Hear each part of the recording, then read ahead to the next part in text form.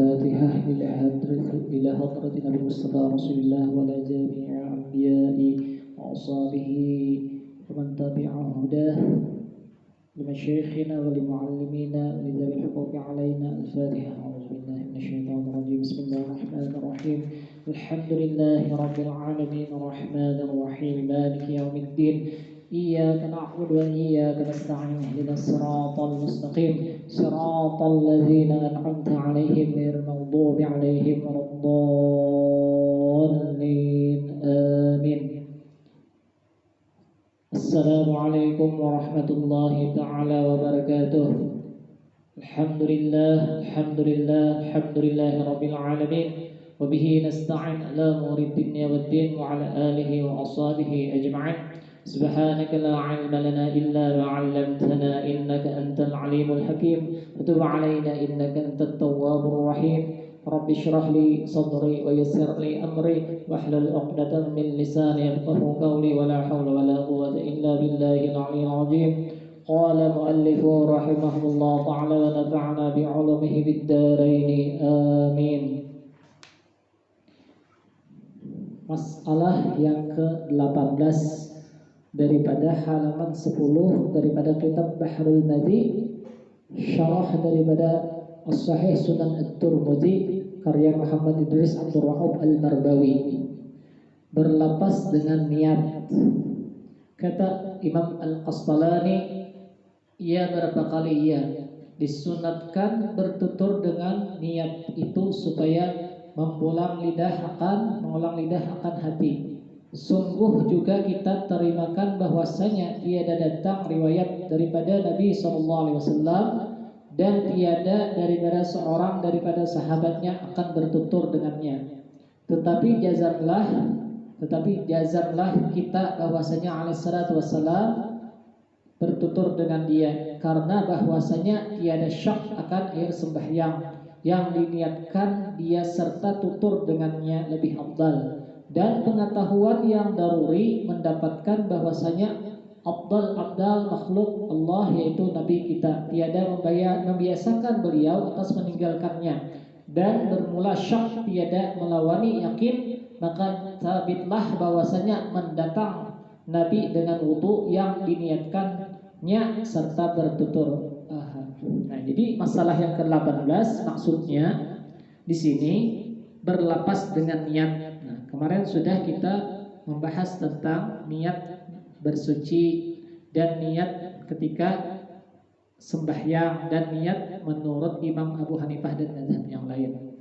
Kemudian masalah yang ke-18 berlapas dengan niat. Nah, kata Imam Qastalani, maksudnya di sini beberapa kali beliau mengatakan beberapa kali disunatkan bertutur, kata beliau, kata pendapat Imam Qastalani, dengan niat itu supaya mengulang lidah akan hati. Nah, jadi karena lidah kita melapaskan akan niat, otomatis hati itu ikut mengulang. Nah, jadi ada keterkaitan antara lidah dan hati ketika melapaskan niat dalam ibadah.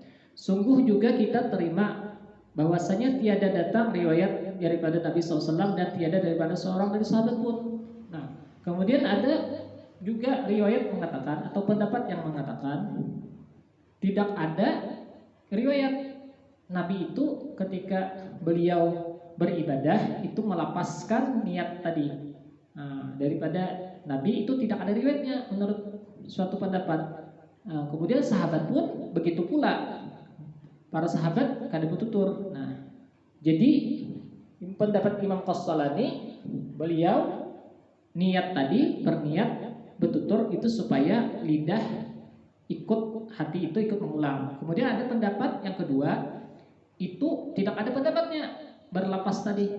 Nah, lapas niat tadi kada perlu dilapaskan. Itu katanya tidak ada riwayat dari baginda Nabi dan para sahabat.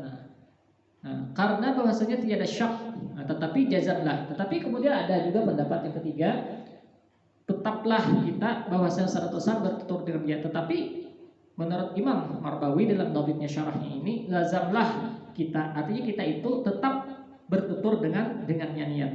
Karena bahwasanya tidak ada keraguan akan air sembahyang. Seperti kita ketika mengambil air wudhu.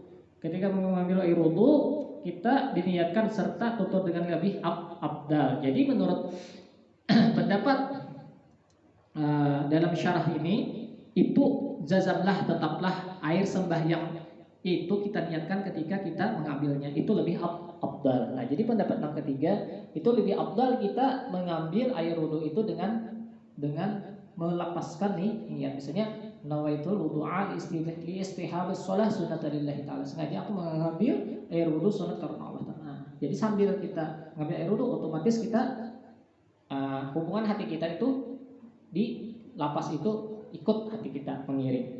Nah, jadi itu pendapatnya lebih abdal. Nah, di dalam kitab Bahrul Mazi. Nah, kemudian dan pengetahuan yang daruri. Nah, ada pendapat pengetahuan yang sifatnya darurat, mendapatkan bahwasanya seabdal makhluk itu pun yaitu Nabi kita, karena Nabi itu membiasakan atas meninggalkannya. Nah, jadi bahwasanya Nabi itu dan bermula syak tiada melawani yakin, maka sabitlah bahwasanya mendatang Nabi kita dengan wudhu yang diniatkannya sertanya bertutur. Nah, jadi pendapat yang lebih abdal itu Nabi kada ada keraguan lagi. Nabi itu tetap beliau ketika mengambil wudhu itu dengan niat beserta lafaz. Jadi ada kalanya Nabi itu dan para sahabat itu bertutur atau berlafaz ketika mengambil air wudhu. Ada kalanya Nabi itu juga beliau tidak bertutur. Nah, jadi dua pendapat ini itu ada sebagian berpegang, tetapi yang lebih abdal itu Nabi itu dengan bertutur berlafaz ya, dengan nawaitu. Nah, jadi beliau dengan berlafaz, dengan menjiharkan nawaitunya. Nah, jadi masalah yang ke-19. Nah, jadi masalah yang ke-18 tadi ada pendapat yang tidak bertutur, tapi ada pendapat yang lebih kuat dan lebih abdal, yaitu baginda Nabi itu berlafaz ketika mengambil air wudhu.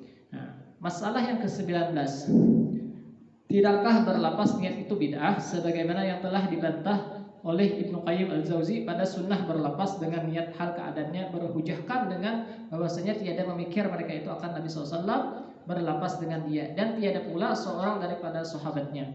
Nah, jadi masalah yang pertama, ada mengatakan lafaz niat ketika berwudu itu adalah bid'ah. Nah, jadi sebagaimana yang telah dibantahi, tetapi oleh Ibnu Qayyim itu pun beliau mengatakan bahwasanya sunnah berlafaz. Nah, jadi kada bujur kata beliau, tidak benar kata Ibnu Qayyim, pengarang kitab Ar-Roh ya, Ibnu Qayyim al-Jauzi. Jadi kata beliau bukan bid'ah, bahkan sunat berlafaz ketika niat mengambil wudhu. Nah, jadi dihujah, bahwasanya beliau hujah dengan bahwasanya tiada memikirkah, kata beliau, akan Nabi SAW berlafaz dengan dia, dan tiada pula seorang daripada sahabatnya. Jadi kata beliau, kada dipikirkah orang yang mengatakan bid'ah tuh, sedangkan Nabi itu beliau mengambil air wudhu dengan bertutur atau berlafaz. Maka telah dijawab orang dengan bahwasanya ia menolong berlafaz dengan dia, dan tiada pula seorang daripada sahabatnya. Maka telah dijawab orang dengan bahwasanya menuntut hadir akan niat itu di hati dan ibadah bagi lidah. Jadi ada dua, bukan bid'ah, tapi di sini kalau kita mengucapkan otomatis hati kita akan hadir. Dan nilai ibadah itu bukan hanya di hati, tapi lidah pun ikut berpahala ketika kita melafazkan niat dalam ibadah. Dan telah mengkias akan dia oleh setengah ulama. Jadi sebagian ulama itu mengkiaskan atas barang yang di dalam sahih daripada hadis Anas. Jadi ada suatu hadis daripada riwayat Anas bin Malik, bahwasanya mendengar ia akan Nabi SAW. Bahwasanya Sayyidina Anas itu mendengar baginda Nabi SAW bersabda. Ketika beliau Sayyidina Anas itu mendengar bahwasanya Nabi itu mengucap apa? Mengucap talbiyah. Nah, mengucap talbiyah itu mengucap dengan haji dan umrah. Artinya ketika Nabi itu hendak berhaji dan berumrah, beliau melafazkan niat talbiyah. Artinya labbaika hujjan wa umratan. Ya Allah, aku memenuhi panggilanmu untuk berhaji dan berumrah. Nah, jadi Nabi pun itu dari riwayat Sayyidina Anas bin Malik, beliau mendengar bahwasanya Nabi ketika berhaji itu pun beliau melapaskan niat. Sebagaimana kata beliau, labbaika hujjan wa umratan. Nabi, ya Allah, aku panggilanmu untuk berhaji, beribadah haji dan berumrah. Dan ini tasrih dengan lafaz. Jadi di sini tentu Nabi itu ketika berhaji itu jelas beliau melapaskan dengan niat, dengan lidah. Dan bermula hukum itu sebagaimana sabit ia dengan lafaz, sabit ia dengan qiyas. Nah, jadi di sini adapun hukum itu sebagaimana telah tetap ya. Jadi hukum itu tetap dengan lafaz yang tetap, ia dengan qiyas. Nah, jadi kita kiaskan aja lagi dengan ibadah-ibadah yang lain seperti sembahyang, kemudian puasa, kemudian zakat. Itu tentu menuntut kepada berlapas dalam berniat. Nah, itu masalah yang ke-19. Kemudian masalah yang ke-20. Masalah yang ke-20 tentang masih bab innamal a'malu binniyat wa innamal likulli imrin ma nawa. Di sini syarah hadisnya ya. Kemudian masalah yang ke-20 membetulkan niat dan ikhlas bagi Allah. Nah, jadi membetulkan niat. Jadi kita betulkan dulu niat kita semata-mata ikhlas karena Allah. Ketahuilah kiranya ya saudaraku, kata Imam Idris Muhammad Idris Abdurrahman Al-Marbawi, tiap-tiap amal itu dengan niat. Jadi wa innamal likulli imrin ma nawa. Tiap-tiap amal itu diiringi dengan niat. Nah, dan niat itu di hati. Jadi kedudukan niat itu letaknya di hati. Jadi tidak seorang pun yang tahu kecuali Allah Subhanahu wa taala. Ikhlas tidaknya itu. Maka hendaklah betulkan dia dan ikhlaskan dia, maksudnya niat bagi Allah Subhanahu wa taala juga. Jangan misalnya niat hendak mau misalnya jadi imam, ngagaki supaya aku nih nanti bibinian atau perempuan nanti memuji aku. Nah, lalu nanti sifat sombong, ujub, riya, sum'ah, nah itu timbul. Itu tidak ada lagi niat ikhlas. Jadi kedudukan niat itu penting. Karena sabda Nabi SAW, wa innama likulli imrin ma nawa. Nah, dan sesungguhnya tiap-tiap perkara itu, sesuatu itu bergantung kepada niat. Nah, jadi seseorang itu tergantung kepada niat apa yang diniatkannya. Kalau niatnya di sini untuk harta, untuk wanita, nah otomatis dia akan mendapatkan sebagaimana yang diniatkannya. Dan hanya saja bagi tiap-tiap seorang laki-laki ada ia atau perempuan, barang yang diniatkan laki-laki kah, perempuan kah? Kalau niatnya untuk baik, niscaya Allah Ta'ala balas dengan kebaikan.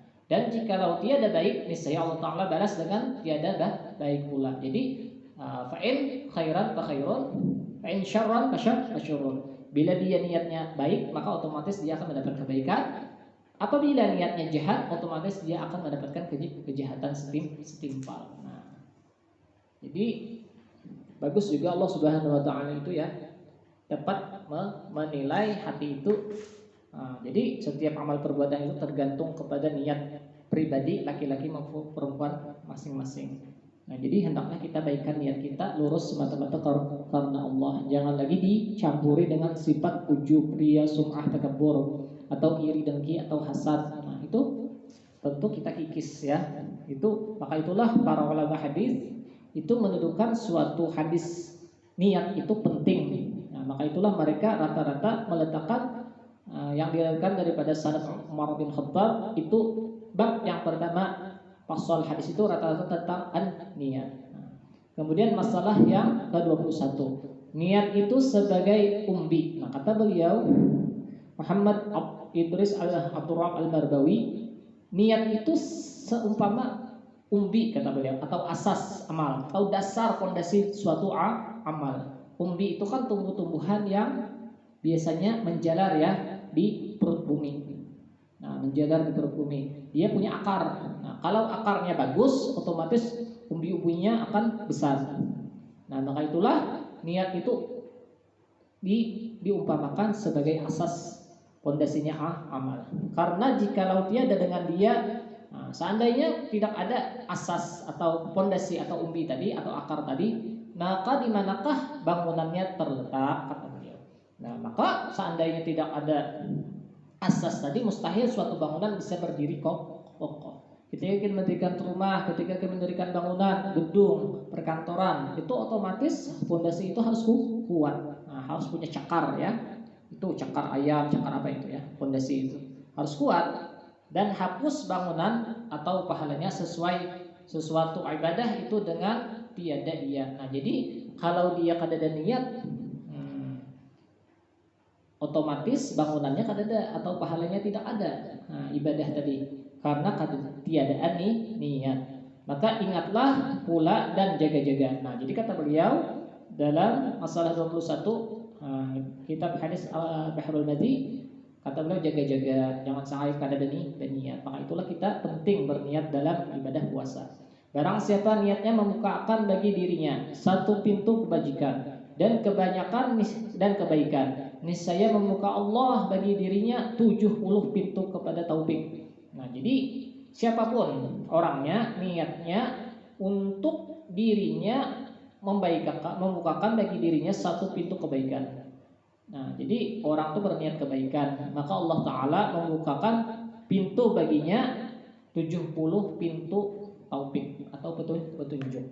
Dan barang siapa niatnya membuka bagi dirinya satu pintu kejahatan.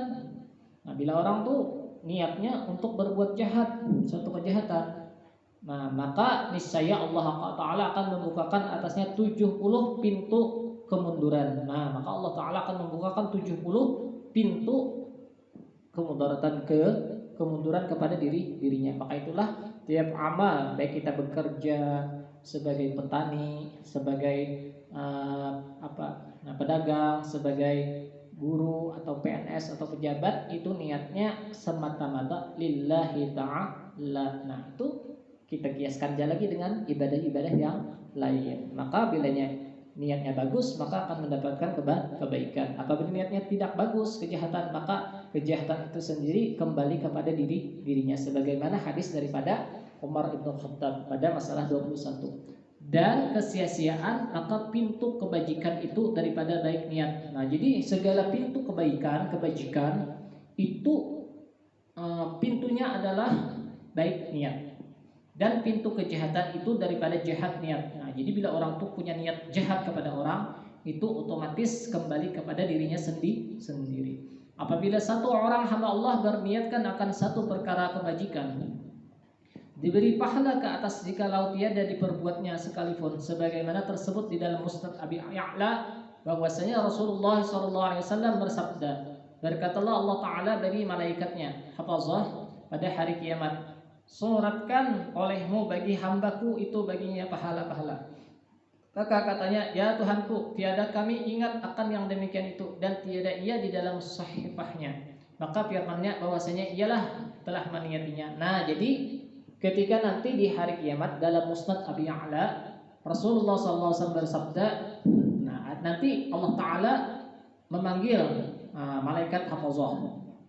Beliau menyuruh bahwasanya suratkan supaya hambaku.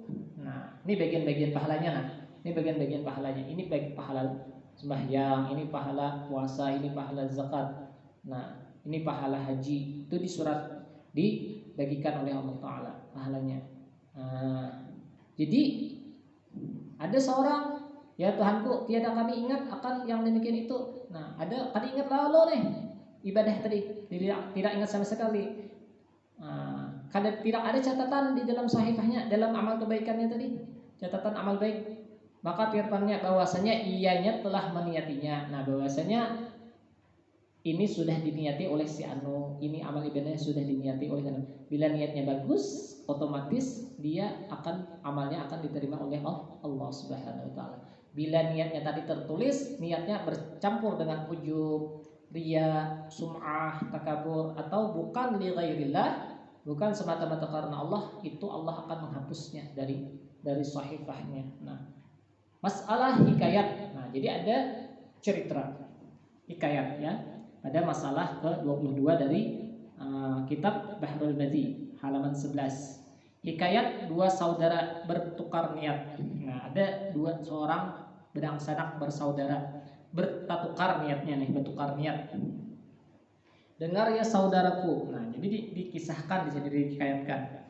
Adalah dua orang yang bersaudara, seorangnya pemboros. Nah, jadi dua orang saudara, seikong nih, satunya ini pemboros. Nah, seorang nih pemboros ya. Nah, jadi orang ini kan berhitungan duit.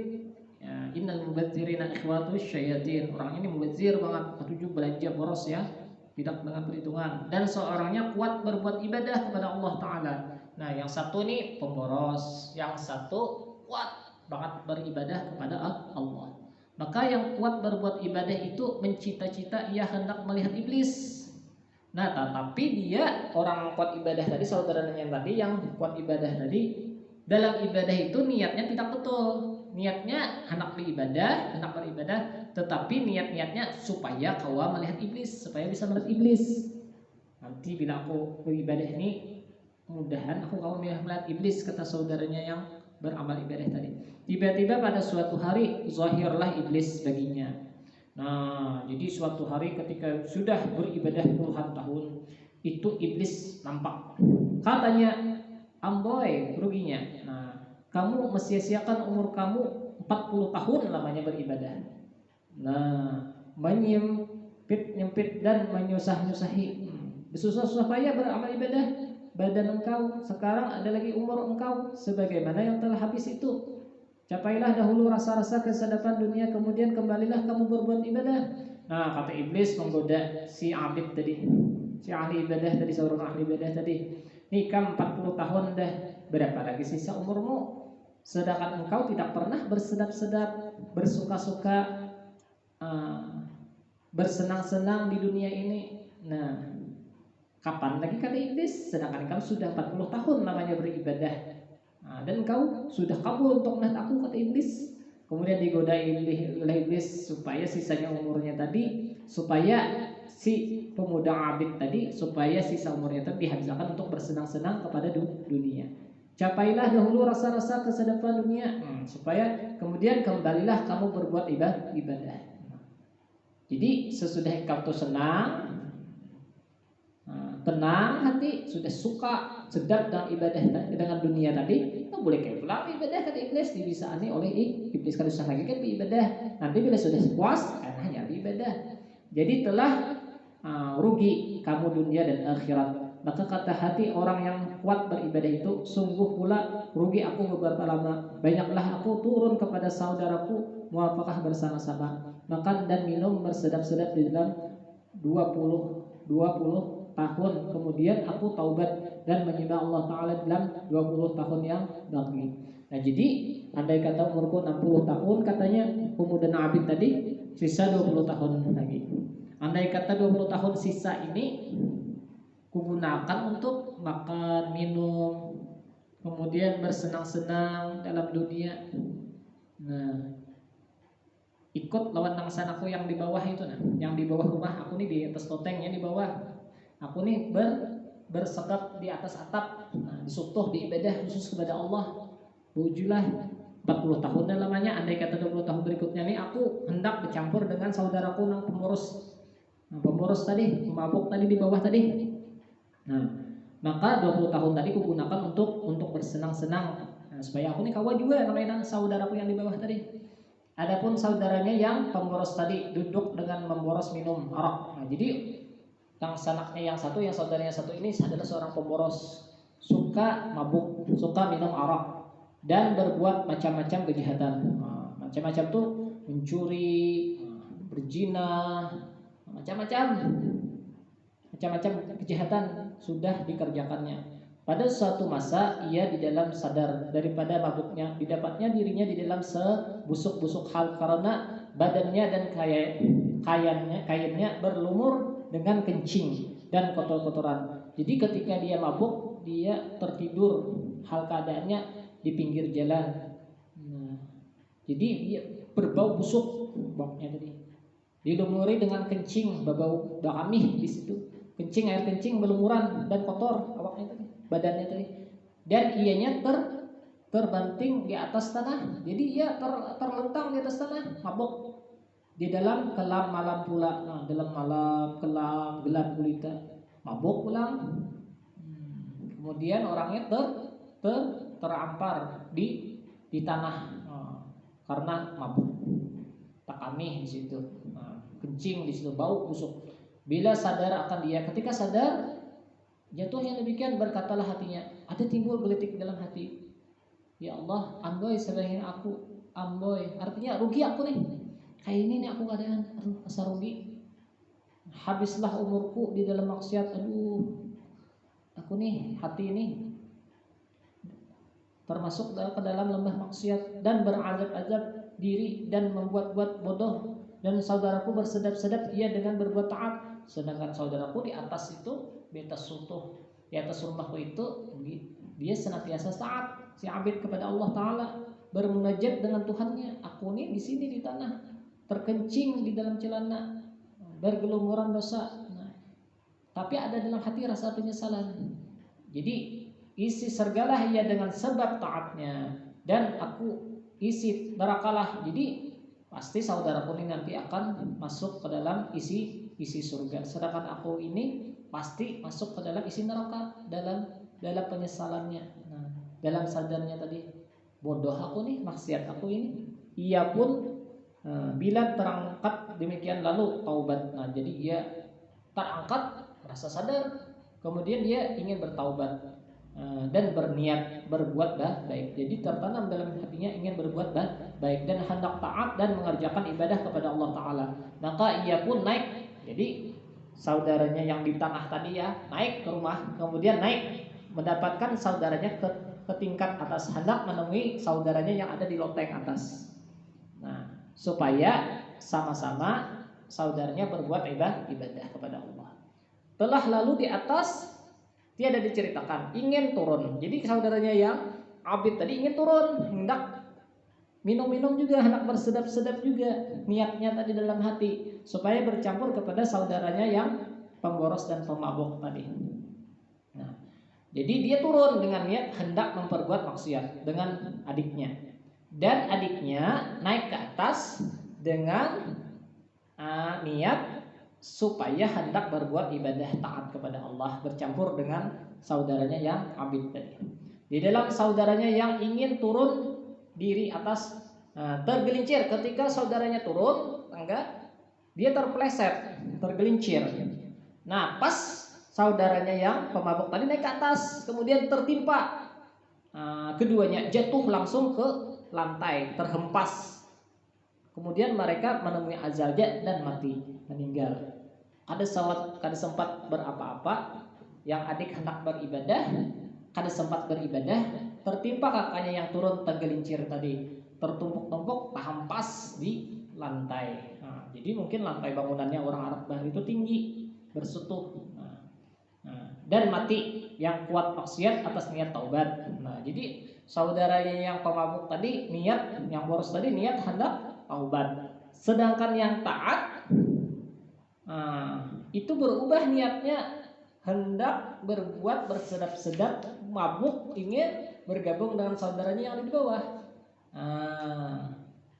Kemudian meninggal keduanya. Maka jaga-jagalah niat, hendaklah senantiasa dalam baik dan jangan berbalik-balik. Ya musarrifal qulub, tsabbit ala dinik wa ta'atik. Itu doanya ya. Dan hendak ditukar dengan niat maksiat. Karena barang siapa niat akan suatu kebajikan, berhasillah baginya pahala sebagaimana sabda Nabi SAW, niyatul mar'i khairum min amalih. Adapun niat seorang itu lebih baik daripada amalnya. Jadi saudaranya yang pemabuk pemboros tadi dengan niatnya yang baik itu diberi rahmat ampunan oleh Allah Subhanahu wa taala. Sedangkan saudaranya yang abid ahli ibadah tadi karena niatnya hendak digoda oleh iblis, bersedap-sedap, ingin mabuk, ingin bercampur dengan saudaranya ahli dunia tadi, jatuh tergelincir dan mati. Maka dia mati dalam keadaan su'ul khotimah, mati dalam keadaan tidak baik. Nauzubillah summa nauzubillah. Bermula niat seorang itu lebih baik daripada amalnya. Niatul mar'i khairum min amalihi. Kata baginda Nabi SAW dalam hadis, niatul mukmin lebih baik daripada amal kafir. Karena niat orang mukmin itu lebih baik daripada amalnya orang kafir. Jadi walaupun orang kafir itu beramal dengan kebaikan, tapi kalau orang mukmin, dia berniat yang baik itu lebih afdal daripada amal orang kafir tadi. Karena tiada sah amalnya melainkan dengan Islam, dengan masuk Islam syahadat. Kata setengah ulama bahwasanya niat mukmin itu boleh mencapai akan pahala yang tiada tercapai oleh amal, sebagaimana yang tersebut di dalam masalah 23. Nah, nanti kita masuk ke masalah 23, masalah misal pahala yang tercapai oleh niat dan payah mencapai oleh amal. Nah, pandang dan tilik pada seorang yang di dalam sakit mati misalnya. Kata niatnya, kalau aku sehat sekali ini naiklah haji aku. Bila aku sehat nanti aku haji. Nah, nanti kita sambung lagi ya. Nah, hadanallahu wa iyyakum ajma'in. Mohon maaf, mohon ampun, mohon ridha kalau ada penyampaian yang tidak pas atau tersalah atau tersilap. Mohon ampun, mohon ridha al-fakir. Sampai di sini nanti kita sambung pada halaman 12 tentang bab an-niyat pada kitab Bahrul Madi, syarah Bahrul Madi, syarah Mukhtasar As-Sahih Tirmidzi yang disyarah oleh Syekh Muhammad Idris Abdul Rauf Al-Marbawi. Hadanallahu wa iyyakum. Al-Fatihah. A'udzu billahi minasyaitonir rajim. Bismillahirrahmanirrahim. Alhamdulillahirabbil alamin arrahmanir rahim maliki yaumiddin. Iyyaka na'budu wa iyyaka nasta'in ihdinas siratal mustaqim siratal ladzina an'amta 'alaihim ghairil maghdubi 'alaihim waladdallin. Amin. آمين آمين يا الله يا رب العالمين. بسم الله الرحمن الرحيم. الحمد لله رب العالمين والصلاة والسلام على أشرف الأنبياء والمرسلين سيدنا محمد وعلى آله وأصحابه أجمعين. اللهم انفعنا بما علمتنا وزدنا علما نافعا وعملا متقبلا. اللهم أرنا الحق حقا وارزقنا اتباعه وأرنا الباطل باطلا وارزقنا اجتنابه. خير الدنيا والآخرة إنك على كل شيء قدير. تحب العفو فاعف عنا يا كريم. ارحمنا يا الله ارحمنا يا الله ارحمنا يا الله وعافنا واعف عنا. اللهم يا مصرف القلوب ثبت دينك على طاعتك. اللهم ربنا هب لنا من أزواجنا وذريتنا قرة أعيننا واجعل المتقين إماما. اللهم إنا نسأل نية الصالحة وعمل مقبولة تيجا طبورا يا أرحم الراحمين. ربنا تقبل منا إنك أنت السميع العليم وتب علينا إنك أنت التواب الرحيم. ربنا آتنا في الدنيا حسنة وفي الآخرة حسنة وقنا عذاب النار. صلى الله على خير خلقه سيدنا محمد بفضل سبحان ربك رب العزة عما يصفون وسلام على المرسلين والحمد لله رب العالمين. سبحان الله بحمده سبحانك اللهم وبحمدك أشهد أن لا إله إلا أنت أستغفرك وأتوب إليك. ثم السلام عليكم ورحمة الله وبركاته. تقبل الله منكم.